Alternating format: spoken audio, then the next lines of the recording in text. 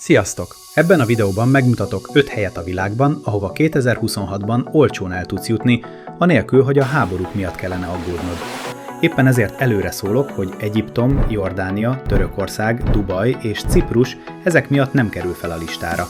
Viszont 5 olyan országot fogok bemutatni, amelyek kevésbé ismertek, mégis tökéletesek nyaralásra, gyönyörű tengerparttal és kedvező árakkal csalogatnak.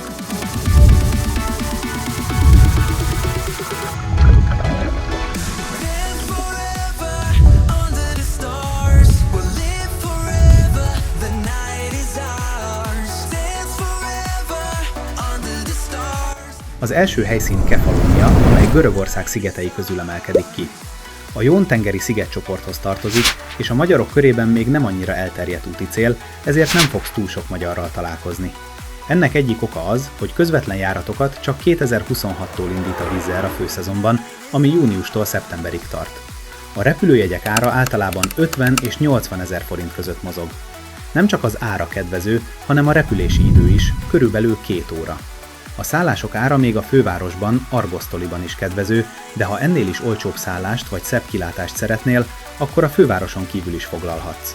A szigeten nem kötelező autót bérelni, viszont ha rendelkezel vezetői engedéllyel, akkor erősen ajánlom az autó vagy robogó bérlését, hogy könnyen körbe tud járni a szigetet. A görög gasztronómia és vendéglátás messze híres, ezért mindenképpen ajánlom, hogy kóstold meg a görög konyhát és a görög mazsolás ízű desszertbort, a mavrodafnét. Az éttermek árai sem szálltak el, általában átlagos európai árazással dolgoznak.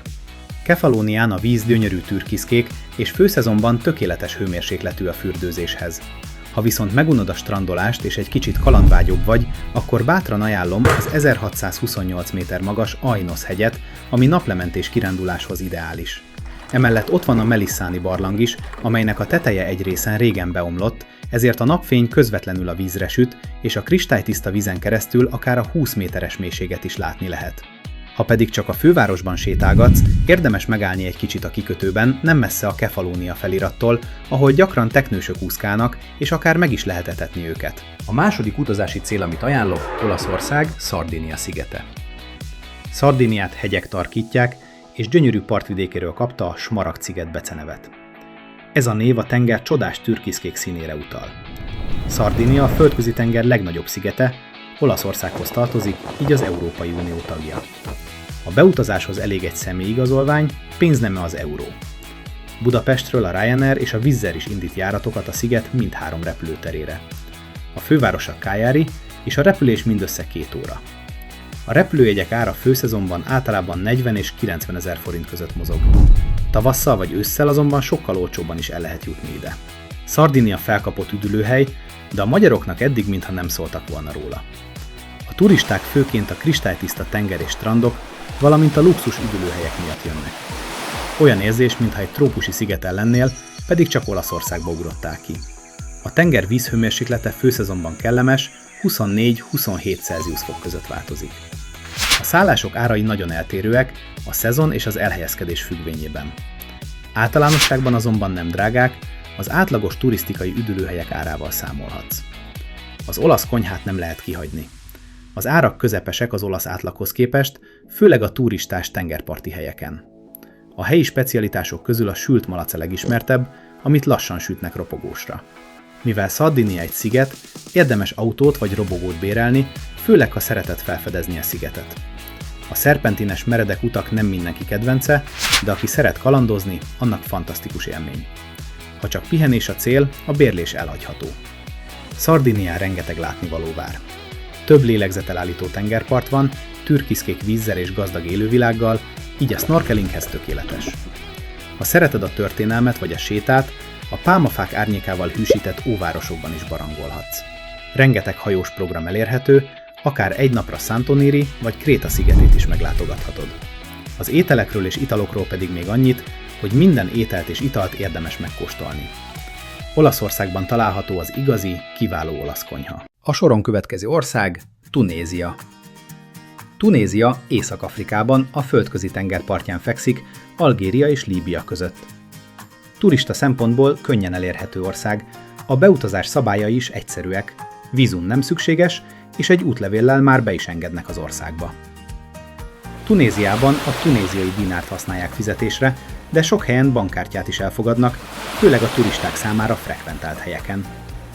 Kiutazás előtt érdemes a mobil internetről gondoskodni, mert a telefonos roaming vagy nem működik, vagy nagyon drága. Budapestről a Wizz Air és a Ryanair 3 óra alatt juttat el Tunéziába. A retúrjegyek ára 30-70 ezer forint között van, ami nagyon kedvező.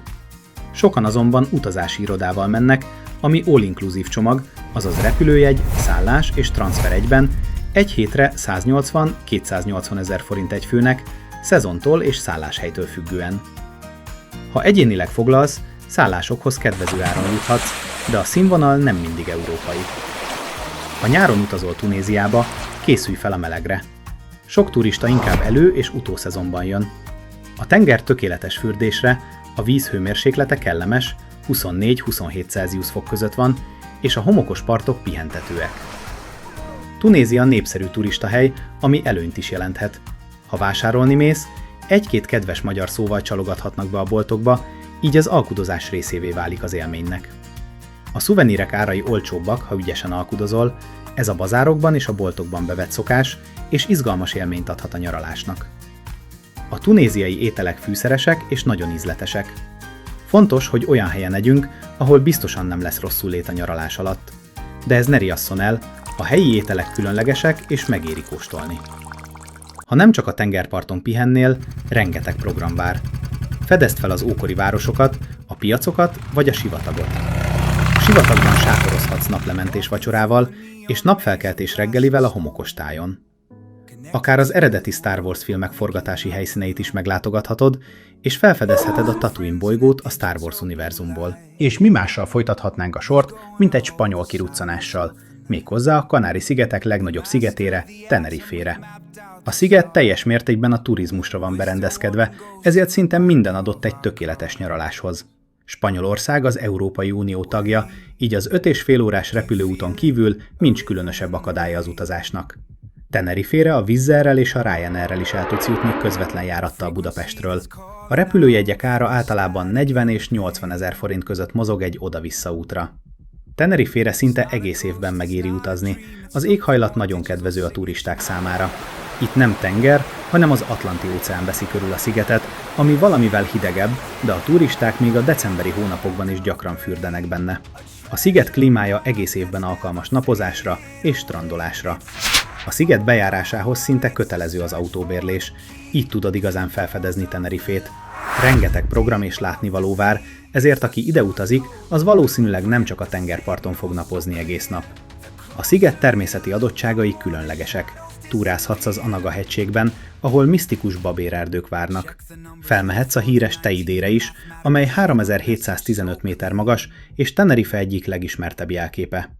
Ha szereted az állatokat, a Loro Parkot sem szabad kihagyni.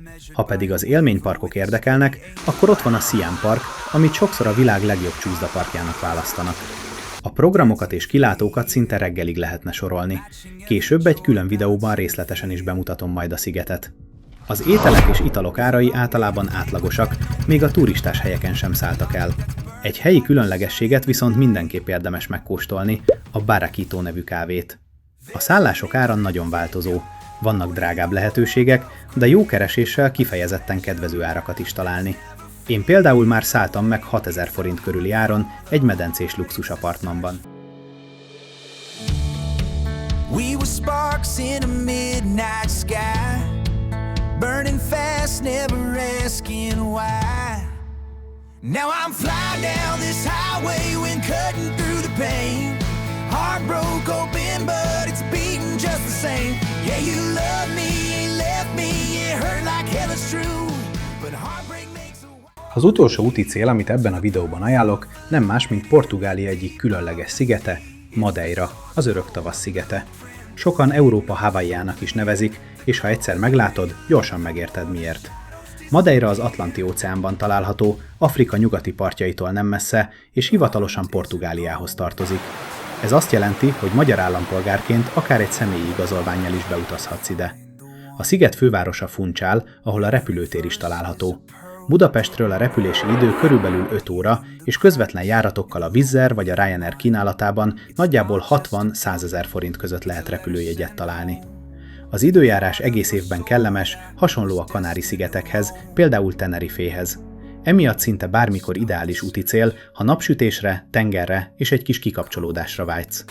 Madeira azonban nem csak a strandokról szól, a sziget igazi paradicsom a természet és a túrázás szerelmeseinek. Hegyek, vízesések, levada túraútvonalak és lélegzetelállítókik várnak szinte mindenhol. Nem véletlen, hogy egyre népszerűbb úticél, ami miatt a szállások ára is viszonylag magas lehet. Ha igazán felszeretnéd fedezni a szigetet, érdemes autót bérelni, mert a tömegközlekedés nem minden látványosságot ér el. A jó hír viszont az, hogy a legtöbb természeti látnivaló teljesen ingyenes. Csak felveszed a túracipőt, és indulhat a felfedezés. Ha szereted a természetet, a túrázást és a különleges tájakat, akkor Madeira szinte biztosan az egyik kedvenc úti célod lesz. Köszönöm, hogy idáig megnézted a videómat. Remélem tudtam ötletet, tanácsot adni, hogy hova utazz a nyáron vagy a közelgő időben. Ha segített a videó, te is tudsz segíteni nekem egy feliratkozással vagy egy lájkkal, mivel nekem innen van visszajelzésem arról, hogy érdemes-e csinálni a videókat és hogy hasznosak-e. Még egyszer köszönöm a figyelmet, és sziasztok!